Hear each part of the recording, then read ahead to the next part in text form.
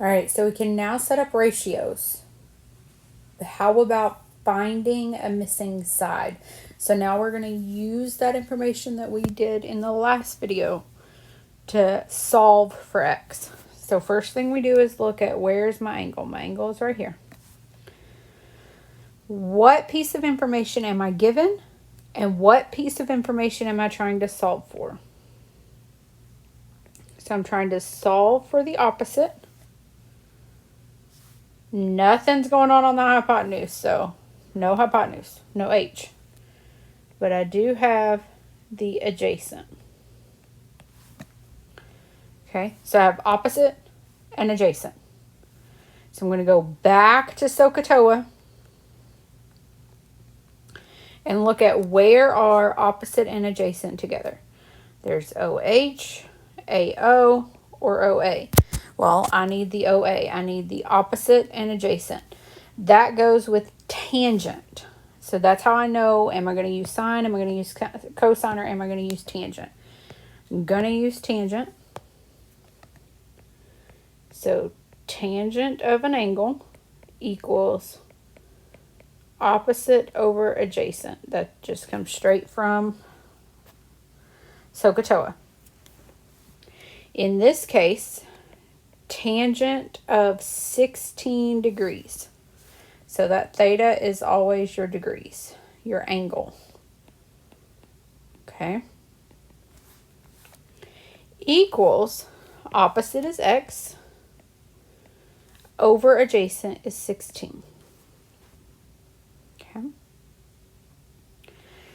And last but not least, I want to solve for x. So I'm going to multiply by 16 on both sides. So why did I do that? X is being divided by 16. I want that to be canceled out. Now, I know this looks weird. 16 tangent 16.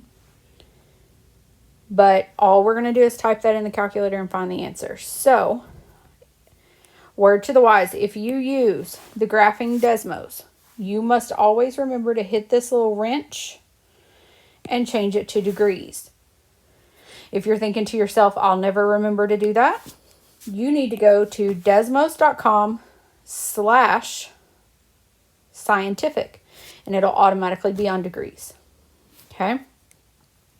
So 16, I'm going to choose the function of tangent, 16. So my answer is approximately, if I round that up, 4.6. So x is approximately 4.6. So we can do a wavy equal sign to say approximately. And that's how you solve for x. Now I'm going to go through 2 more examples, but that's pretty much it. Okay. So let's look at another one.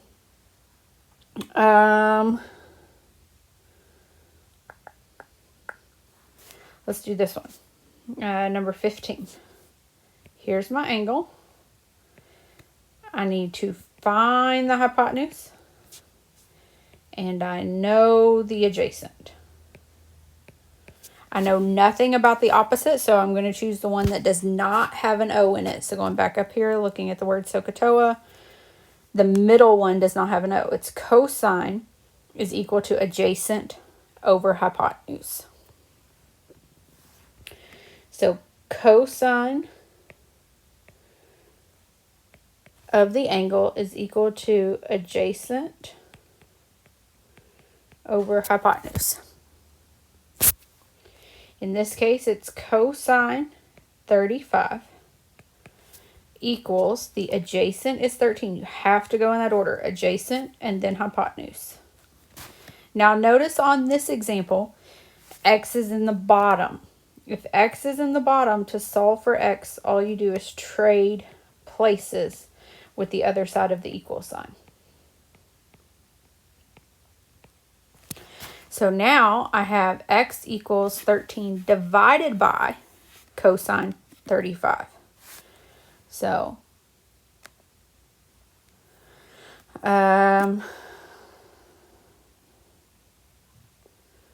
13 divided by cosine 35 is approximately 15.9. 15.9. Remember, your hypotenuse is your longest leg, so it should definitely be bigger than the one you're given, which is 13 in this case. Okay. All right. One last one. We'll look at 22. Again, if you feel like you've got it, hit pause and keep moving on. But I'm going to do it one more time. Here's an angle. I know the opposite. I know nothing about the hypotenuse. Not even going to worry about it. I need to know the adjacent. Okay. So opposite over adjacent, I meant to do a sine one, but here we are. It's not sine. If I go up here and look, opposite and adjacent is tangent again. We've already done it once. We'll do it again. Tangent of 41 degrees equals the opposite, which is 18, over the adjacent, which is x. X is on the bottom. That's where I trade places. And divide. So 18 divided by tangent of 41. 18 divided by tangent 41. If you are using this on your Chromebook, you can just write TAN or COS or SIN and it'll automatically know. But it's approximately 20.7. Okay. So that is how you solve for sides. Again, if you want to come back to class notebook and look at all of the other examples to see if you got them right while you were practicing. Remember, we keep practicing and keep practicing and keep practicing to get better and better and better. Feel free to come back and they will be completed.